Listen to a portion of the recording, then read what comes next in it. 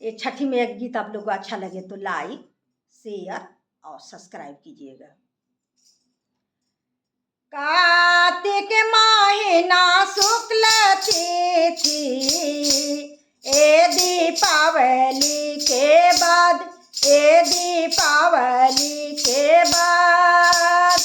कार्तिक महीना शुक्ल तिथि ए दीपावली के बाद, ए दीपावली के बाद,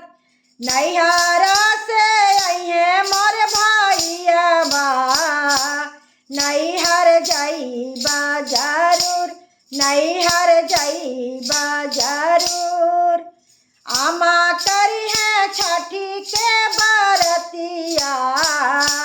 हामा करबा जरूर, हामा करबा जरूर, जइबा में हाट बजरिया, कल सुप लइबा जरूर, कल सुप लइबा जरूर, सूरज बाबा के देहब हम आरगिया, मनसा पूरी है जरूर, मनसा पूरी है जरूर, कार्तिक महीना शुक्ल तिथि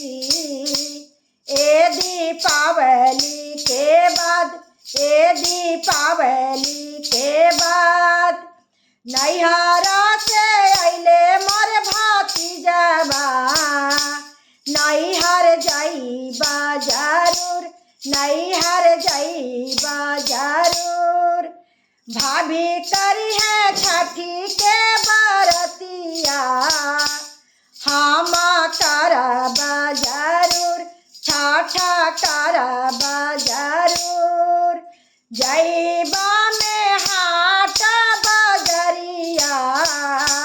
नारियर लइबा जरूर, नीबुआ लइबा जरूर, करबा में छठ के बरतिया, मनसा पूरी है जरूर, मनसा पूरी है जरूर, करबा में छठी के बरतिया, मनसा पूरी है जरूर, मनसा पूरी है जरूर।